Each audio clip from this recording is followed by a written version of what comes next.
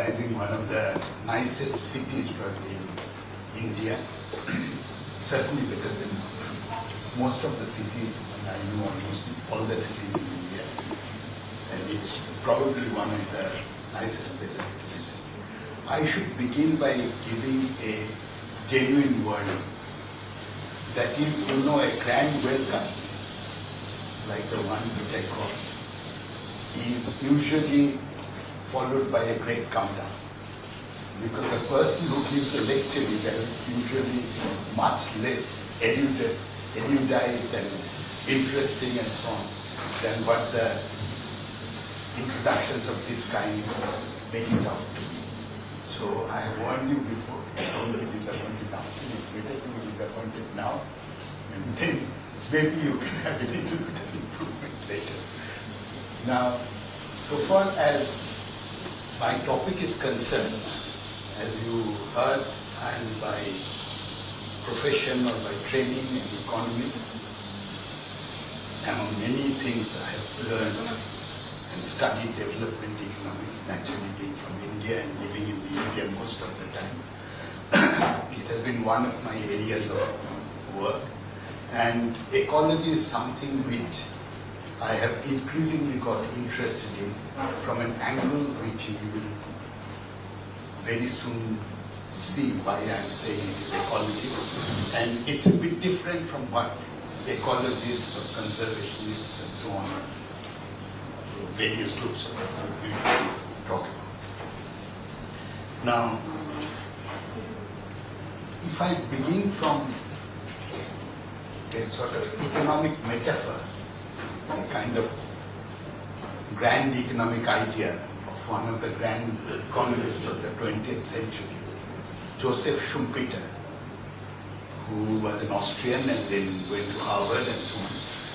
He had this one vision which is very much talked about in America today, which is called creative destruction. It's a bit like our dance of Shiva, the Nataraja's dance, because it's on the one hand it creates and on the other hand it destroys. I don't know whether Schumpeter knew or not, but he certainly thought that this was a good metaphor for capitalism. All the time it creates and it destroys, and if you read Marx's, at least his manifesto, you will also see, though he does not use these words, he also has this thing that capitalism destroys pre-capitalist modes of production and creates new modes of production. But what we observe, and this is the note on which I want to start, what we observe in India today, or I would say even in independent India, but increasingly more so, certainly since liberalization and so on became one of the main guideposts of Indian policy making, you see much more of destruction than of creation. And I want to begin by saying, usually the most visual thing which you hear, which you see, which you read in papers and so on, is destruction of ecology, destruction of the environment, so on and so forth. All over, the sort of the cliche is capitalism is very destroying of environment, but capitalism produces a lot of goods, produces a lot of wealth, increases the standard of living, so on and so forth. So let's start from there. With very simple common sense, let's start from there. If you look at what is called the modern industry, particularly in India, what is called the large organized industry, there is a classification. And the most important subsector of it, the corporations, the corporate sector. There is one thing which you will find, and which many in the room, in the audience of the younger generation, will very soon face when you are in the job market. That is, it creates output, it increases GDP, but it destroys jobs. It destroys livelihoods. And not only in villages. In a very simple way, let me begin by giving you one example. on an average, if you look at the Indian, data, statistics and so on, I'm not going to use any data and so on, but just in a common sense way. If you look at the Indian statistics and data, in the sort of large business, the corporate sector, roughly speaking, a worker produces 6 times more, 4 to 6 times more, depending on the type of industry. But roughly produces, let's say, 6 times more than somebody who is in the other parts of the economy, which is called the unorganized sector, the informal sector, and so on. Agriculture. You see, and suppose you take away 10 jobs from agriculture, okay? In whichever way, you take land, you take water, you take divert a river, whatever you do, you take away, let's say, 10 jobs. Anyway, if you were to go back to, suppose you take an example where in the organized big industry, 2 people are employed and they produce 6 times more, that is, let's say, 12. From the other sector, you take away 10 jobs for taking land, for taking water, so on and so forth. You take away 10 jobs. Each produces 1 because it's 6 times more. Each produces 1. So you produce 12 by employing 2 people, and you actually destroy 10 jobs and you reduce output by 10. So you have an increase in output, but you have a decrease in number of jobs. This is, I gave you this example. If you understand this example, you will understand much about what is meant by creative destruction in the crux of the problem. That is, you create more output because labor productivity is much higher, 6 times higher. So you have to employ a few more people to produce the same, but you take away many more jobs than you create. Like in this case, you take away 10 jobs and you create 2 jobs. But you produce 12, you take away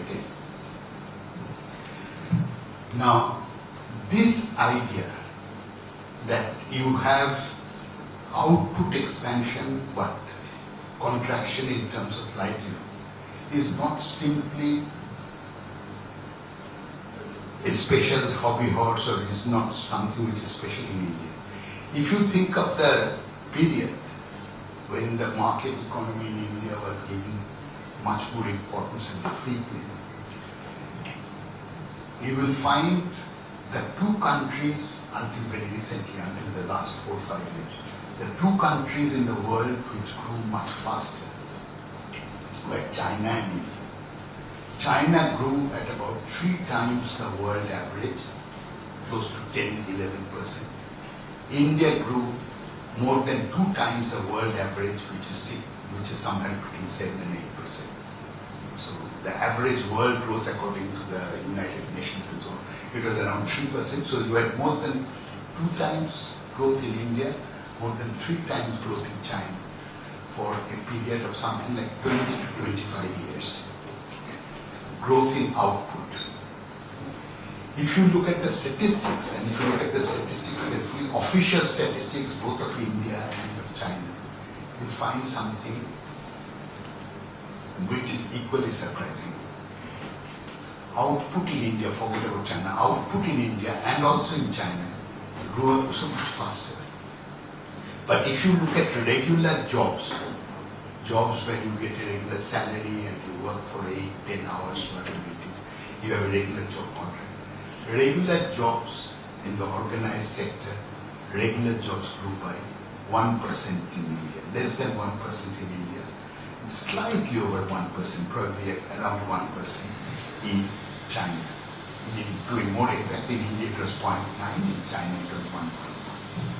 But China grew at 10% in terms of GDP output. India grew at about 7-8% in terms of. If you compare India of the previous period, the so-called, what is called the license permit Raj period, when Indian economy certainly grew much slower, about 4%, 3 to 4%, job grew at about 2%. Most of the older generation many of the older generation, particularly if you go to areas where education spread was relatively little and so on, the middle class in post-independence India was actually born and nurtured. The large middle class, lower middle class, was born and nurtured. They went to engineering colleges, they went to IITs, they went to universities, they went to various places. And this is a middle class which was largely created by the expansion of the government sector. So in the last 20-25 years, not only the growth rate was high and the employment rate was low, which is a bit of statistics, but actually the sociology of the whole country was very different. The education expanded in the sense of people going to universities and so on and so forth, but jobs did not expand and the divide had to remain. This is the very first thing I want you to understand about development in India. The divide comes, I know North India, I have seen the data much more closely in North India. Many of the North Indian states, the problematic ones. The divide comes most, one, in terms of language. If you speak English, you enter the market which creates few jobs and so on. If your English is very good, you don't have to be particularly intelligent and so on, but if your English is very good, and if you know some computer and so on, you might even land up with a corporate job. Like, much of Bangalore city. This is one area where language divide. On this, you have the traditional caste and religious divide. And the caste divide has been there for a long time. It has not been reduced very much. In law, it has been reduced somewhat, but you see, in terms of, if you look at the statistics and so on. And there is even more in terms of religious divide of, Muslims, Hindus, Christians and so on. And the Muslims, if you look at such a committee report and so on, they are at the same level in India as, more or less, if you live out, there is an elite, elite group of Muslims and so on, who are as good as anybody else and as successful as anybody else. But they are in the same level as the rest of, actually they are almost at the same level as the Dalits. And in some areas, and I am quoting from, without the numbers, quoting from the statistics, in some areas, in some health issues, in certain educational qualifications and so on, they are like, very often like not only the scheduled castes, but like the scheduled tribes, who are the least advantaged in India. I'll come back to the scheduled tribes, something like 8% of Indian population very soon. But this is one area. But this is what this huge country, a hugely functioning democracy, I don't know successful or not, but hugely functioning democracy for many years. Very few countries have held this kind of uninterrupted record of regular elections and so on. But carrying with it for 60 to 70 years all the baggages, excess baggages of poverty, of caste, of religious divides and everything else. And you can talk about the statistics and division, but obviously it is not something which is so dramatic in this. The system somehow has made it compatible, not compatible, made coexistence, an uneasy coexistence between democracy and enormous poverty and class divides and poverty divides and so on. Now, I say all this because what I say that during a period, and I hold no brief of the Nehruvian period, or the period of so-called Indian socialism and so on, because all these problems more or less continued at the same level at that time also, without any sharp reduction in it. But you see, I mention this because at that time there was a social mobility, at least of a class formation, of a middle class, of different sort than what it was before. Now, this certainly stopped or not stock. This certainly became much weaker in the current period. And I have tried to think, particularly for non-economists, for my journalist friends, so on and so forth. And occasionally I have tried with politicians also without much success. What is it that has caused this peculiar division, this creative destruction, but the destruction is very clear in terms of livelihood of people, but creation is relatively little in terms of job creation for the modern sector and so on. And I can think of basically a few major reasons which I will quickly mention, and all of which you know, but you probably don't quite see it in the way I see it. The first reason is, of course, corporate sector, what we call, we call it globalization, but basically I will use a clearer term. Once the government decided that we have to give much more emphasis to the international market than to the domestic market, to the external market than to the internal market, you had a notion of international competitiveness which was flaunted now. If there is anybody in the room as old as me, you will remember that we hardly talked about international competition as such an important thing, say till about the 1980s. International competition almost as an obsession entered in politicians' vocabulary as globalization and etc. took place. The first thing which it meant is you have to, the justification was you have to maintain international standards. Whether it's a Tata group, or it's a Bajaj group, or it's an Ambani group, they were all given enormous facilities from the early 1990s, I will come to this, to create what is called increased export, but not to produce bicycles, but to produce, Tata said, I will produce car for the poor. Now, if you have any idea of what poor in India is and how they travel, even a 1 lakh card which was never produced already, the price is much higher. It's an absurdity, and leave alone, all the higher cars and so on which we get. Now, international market, capturing international market meant two things.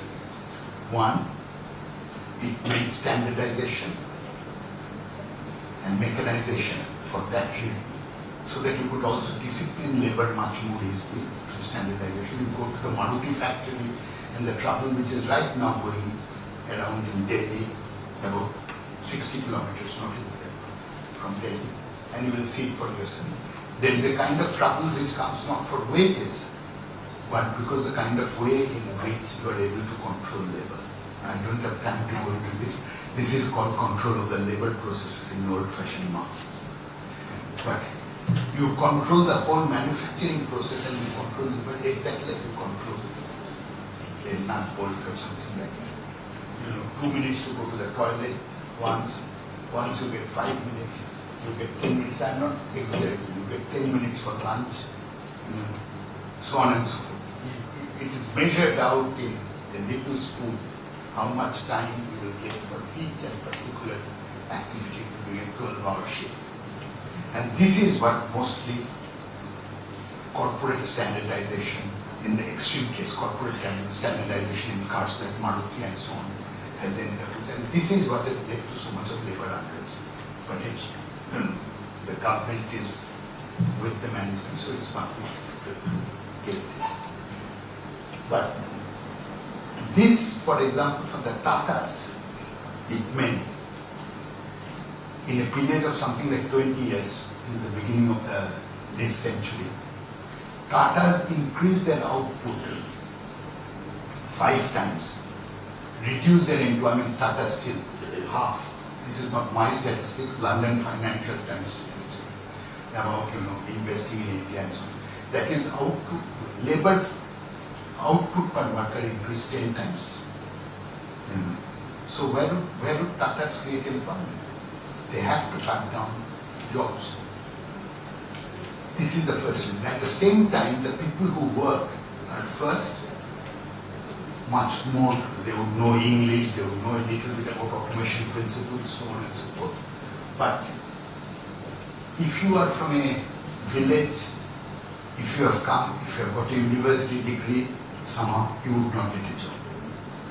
Earlier you had the possibility of a job at a world level, but you know, if you are in really one of those international corporations, it is extremely, except for in the, you know, what is it called, the call centers, you know, almost everywhere else, and some very, very standard, low-level IT jobs, you actually have cut down a whole class of jobs, which actually was the entry point of the people from the villages to the cities.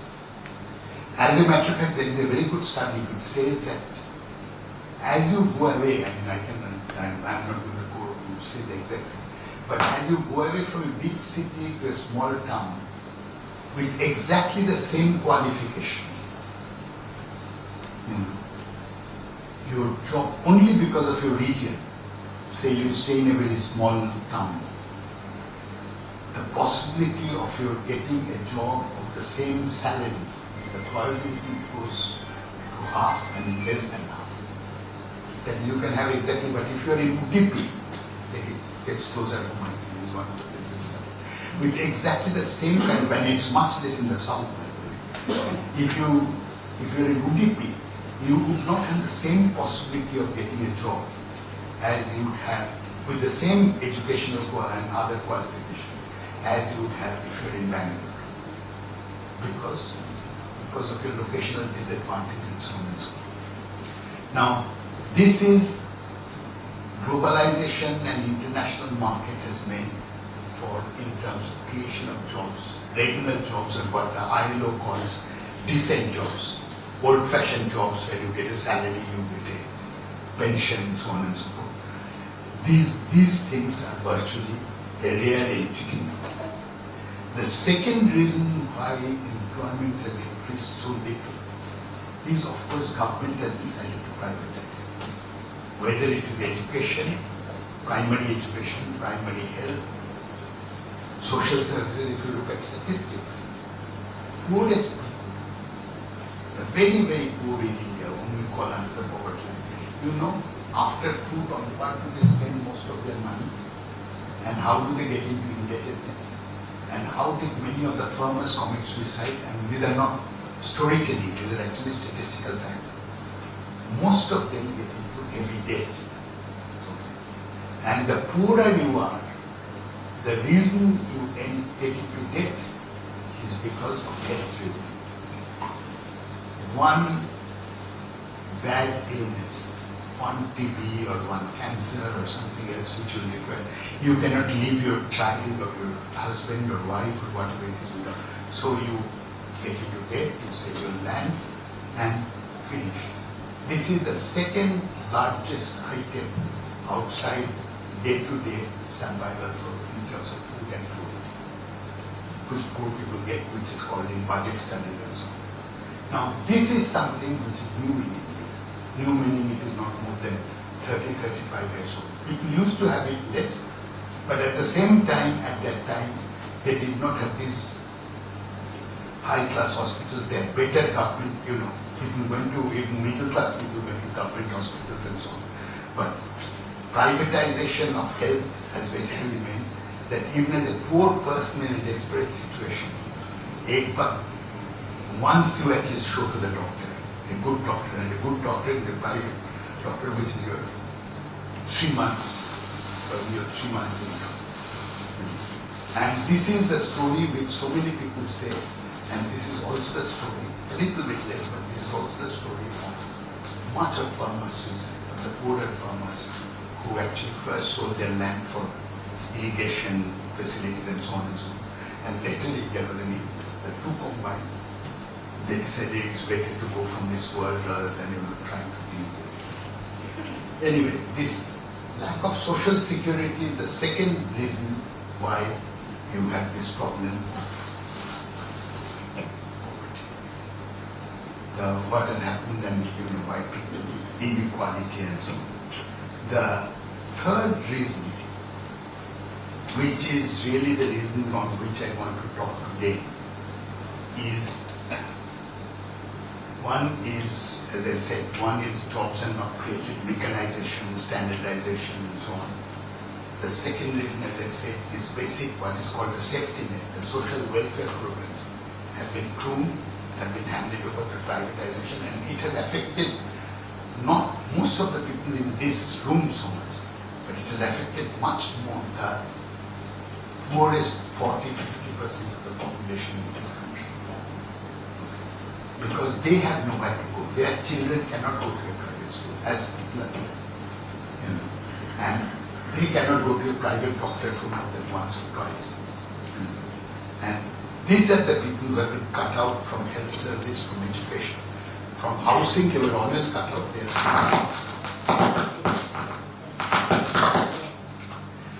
The third reason, and it is the main reason for which is the subject of this lecture, for which I wanted to come, but this is what is. There is something very different has happened in India and also in China, from what I have gathered from my Chinese friends and so on, which is, you see, government always was more favorable to always, even in India during the socialist period, in spite of all the so-called socialist pattern period, in spite of all of Nehru's proclamations and so on. India always was much more favorable because intrinsically it was much more favorable to the capitalist class, to the richer people and so on. It was a rather dilute form at best of social democracy. But you see, it was done with a notion of, some notion of, how the country should develop and the role which the government should play and so on. Today, you have exactly the same thing, but you incentivize in two ways. I'll just give you another bit of statistics. You hear so much about government deficit, you hear so much about, how much you pay to the poor in terms of food subsidy and so on. You open the TV, the CNN, IBN or any of these national channels, and you will almost see once in 3 days. You know what is the total calculated, I have calculated, what is the total calculated subsidy in terms of food, in terms of fertilizers, in terms of which goes to the poor. It's about slightly over 2.2 or 3, 2 lakh crore rupees. Lakh is 10 to the power 5, crore is 10 to the power 7, so it is 10 to the power 12. That is what in English we would call trillion. Slightly over 2 trillion, which is a favorite of physicists and but very with large numbers and so on. It is 10 to the power 12. That's 2.2 trillion rupees in subsidies. You know how much subsidy is given to corporations? One of the things I'm told, Saina came to give this lecture last year, the writer Saina, and he talks a lot about the subsidy to the rich and so on. But I don't think we will get onto the bottom of this. Even someone like him, because he does not deal with the statistics. Actually, what has happened is to give close to 6 trillion in the same measure, 5.8. So 2.2 to the entire poor of this country, of this very poor country, the largest democracy with the largest number of poor. And at the same time, you give close to 2.5 to 3 times subsidy to large corporations. That is at the level of incentives. At a lower level, these incentives are already there. Even during the 1950s, 60s, and so on, in various ways, much more subsidies were given to large corporations and so on.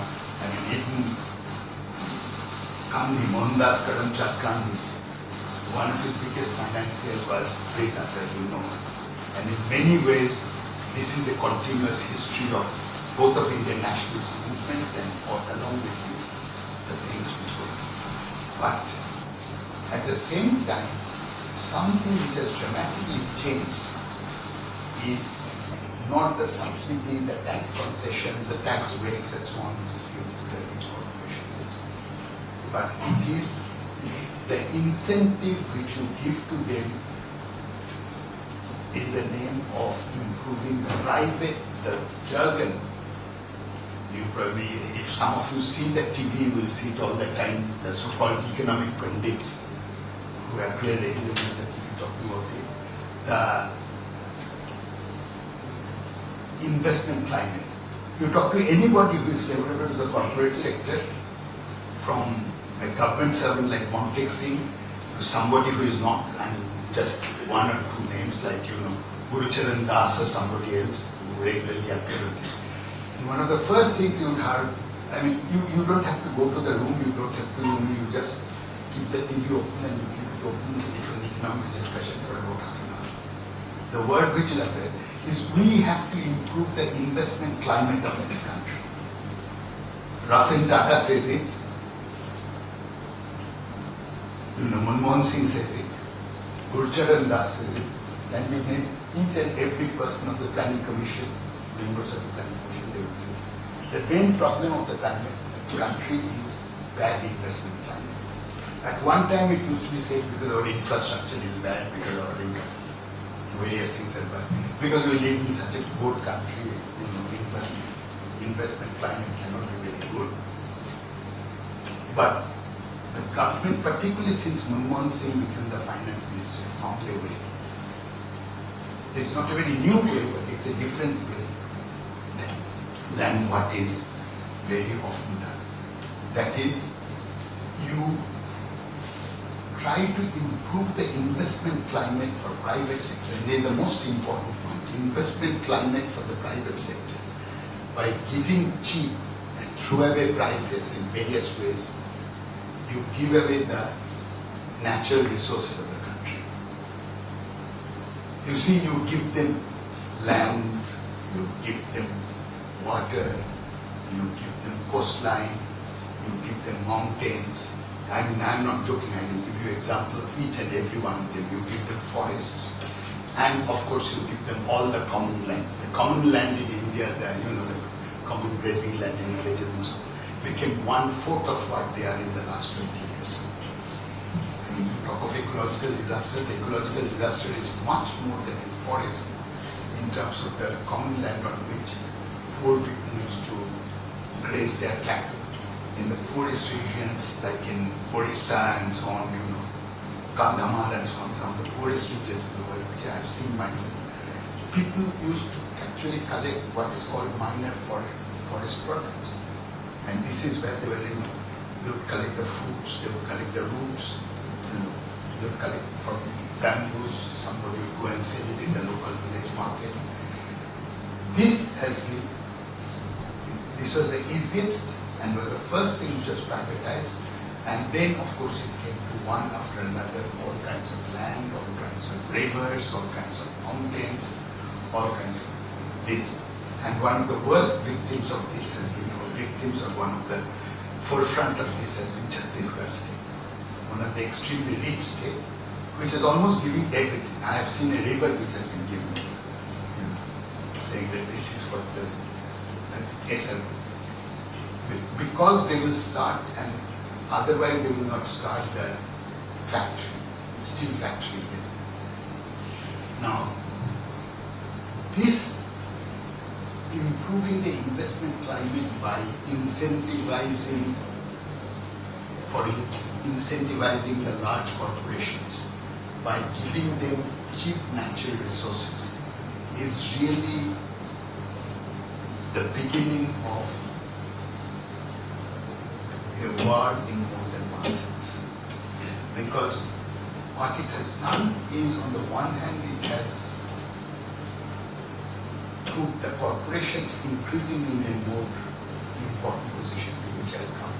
On the other hand, what it has done is the poorest people who if the natural resources are taken away from them, not only your private land, but your grazing land, which used to, on an average, used to be 1/3 of the income in the poorest, for the poorest people in the poor areas, whatever surveys we have and so on an average. You take this away.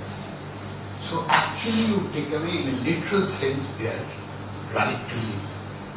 Not their right to food or this, their right to live. And you create the preconditions for a kind of politics to develop, which you may or may not like. You can talk about violence or you can talk about non-violence or whatever it is. But, and I say this from direct experience of traveling in these areas, in many of these areas, that whether you talk of Dantewada in Chhattisgarh or you talk of Gadchiroli or you talk of the so-called Maoist areas and so on, in most of these areas, what you have done is you have put these people with their back to the wall to say that you have no other way to live. So anybody who says that this is the way, this is the hope, this is the way you will live, you go for it. And to this is added, the incentivization obviously is much stronger where you have natural resources, where you have rivers, where you have, dense forests.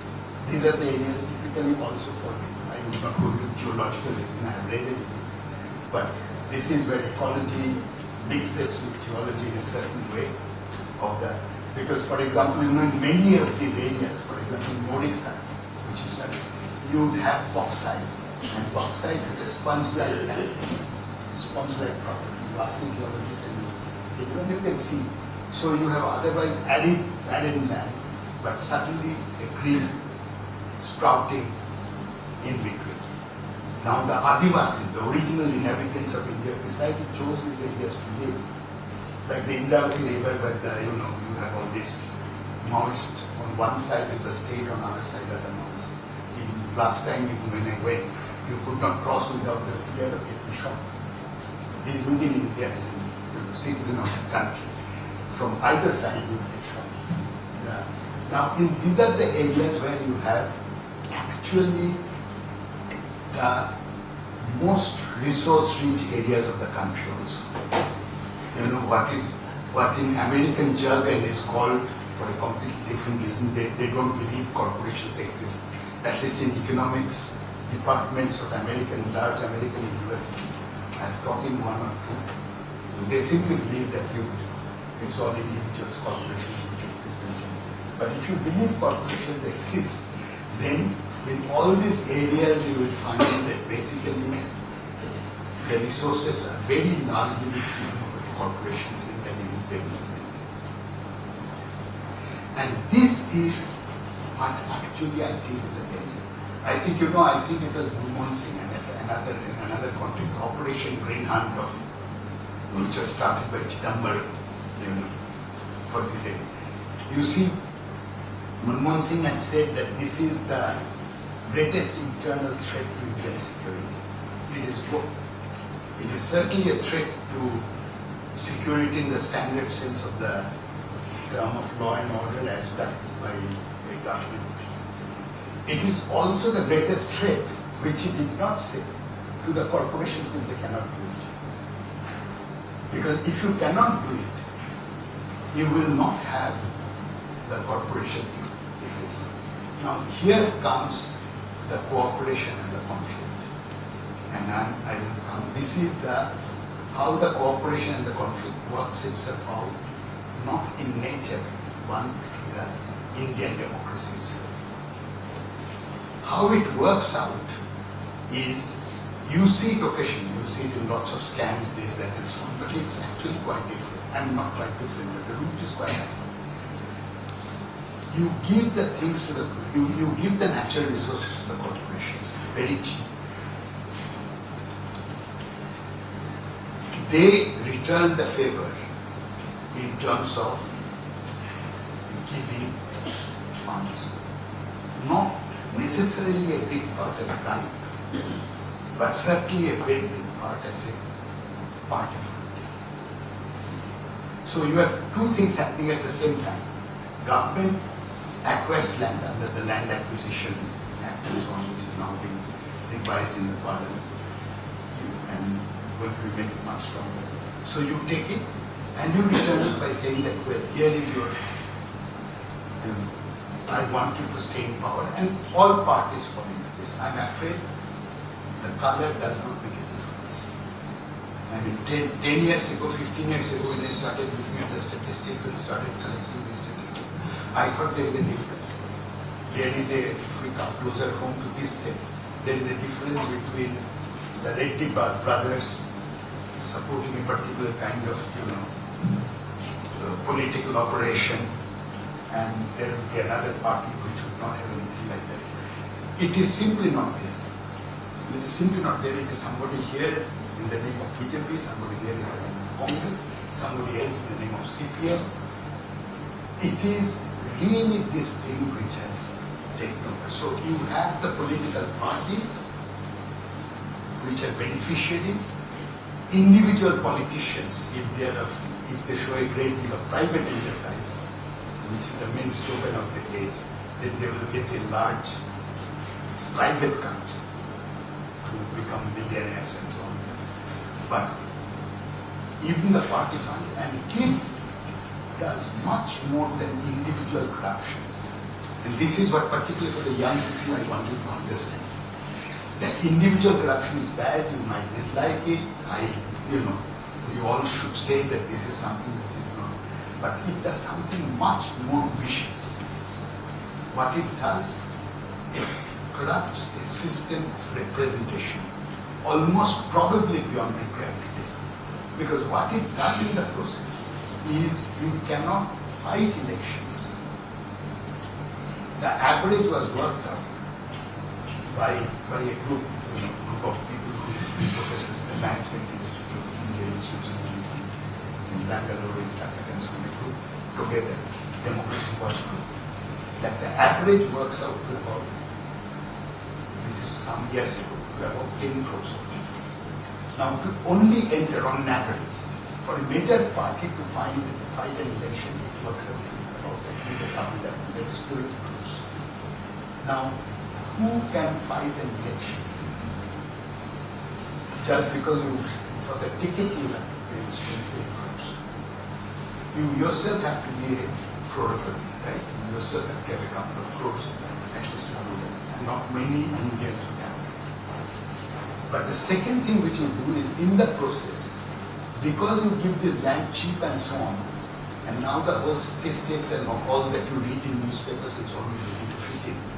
What you do is, they get this land. Part of this land is the same. I know cases like with bauxite land, with, in Orissa, in Jharkhand, Modikoda case. I personally went and desperately afraid because I thought they will put me in jail. That in all these areas, what you have is, if you try to investigate, what you find out very soon is something very different. You don't have to be an economist, you don't have to be a journalist, you only have to be a salesman and be able to talk to local people. And what you find out is, most of the land which they get, I will not say most of the land, a substantial part of the land which they get, they will simply hand over to real estate. Hasn't it happened in Mangalore? So multi-story buildings would come up. You will get under public purpose land, which is meant for infrastructure, this, that and so on. And then a part of this would be sold at a much higher price. You will get for airport land, but the whole area around the airport will be given away to land price will increase and the politicians would make their case. Recently a study has been published, much of the 52 very, what you call multi-dollar billionaires in India. 32 of them, none of us knew the name. At least I did not know the name. And when I started looking at who they are, most of them made their money on, I would not say land deals, but natural resource deals. They got natural resources. Even Modi and Adani group. You go to the coastal area of, what do you call this place, Gujarat, and they will tell you, not me. You ask the people, the fishermen and so on, who filled up the drains and so on. It's the same story everywhere. I'm not saying only Modi. It's also true of Congress, it's also true of CPM, it's also true of others. This is what the whole game of democratic politics is being reduced to. Much more than not regular representation and much more than, corruption is a moral issue and so on. What is actually happening is private individuals, citizens are being shut out from the electoral race to a large extent simply by making the fee much higher. And if you look at the people who entered the parliament, the last one, it is close to half, about 40%. The detailed data is there in my hand. The close to slightly less than 40, more than 1/3 of the people who join every are own around 10 crores and more. By any Indian standard, a huge amount. Because actually what we are doing in the process, first you shut out the ordinary citizens. Now that it is a kind of oligarchy which if not is ruling, it is a kind of oligarchy which has a bigger and bigger representation of how laws should be made, how land acquisition bill should be changed.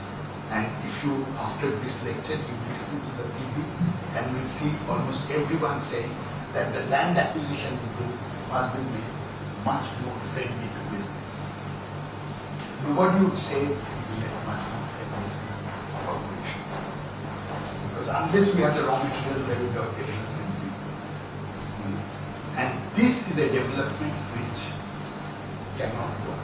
It is a development which cannot work because it is not only based on inequality, but it is based on increasing inequality, and this is not Europe. This is not America.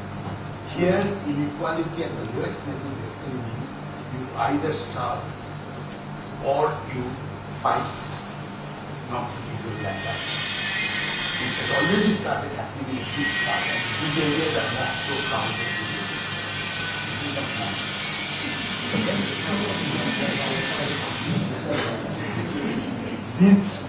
These areas actually have this special problem.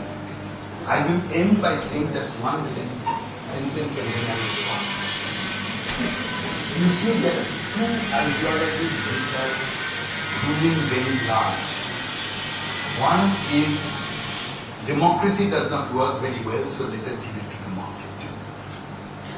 There is a head of the, what you call the European Central Bank, German guy called Dickman, some years ago, said that I do not believe, he said it, I do not believe so much in popular plebiscite. I believe in the day-to-day plebiscite of the market. This is still there. I very often quote it when I lecture in Europe. Exactly the same kind of lecture, but much more than that. Now, this is one kind of ideology, that your freedom, your democracy would improve by actually living it to the market. But the second thing which is much more subtle, and which you should know, is that language like concepts, concept is a more difficult thing, language is a trap. Very often when you use the term development, you think, and the person who actually first talked about this was the linguist, philosopher, very influential Wittgenstein. This kind of trap of language, or the language game, is you say that for development we require malls, for development we require flyovers, for development we require this. But you are using the word development in a certain way, which is the trap. So once you say that this is development, you will say, oh yes, shouldn't we have 20 flyovers to make the city well connected, improve the connectivity of the city? And for that we will take all the natural resources, we will take all the water and all the from outside. Now, this is the notion of development which, by the very use of language, we have been accustomed to use. So we have to change our attitude not only to nature, which can boldly enough. But this is an attitude which we have to change even in the way we use language. Development is not simply what the word suggests. Development is a much more generative it is people. And this is the language trap which we must develop. Thank you.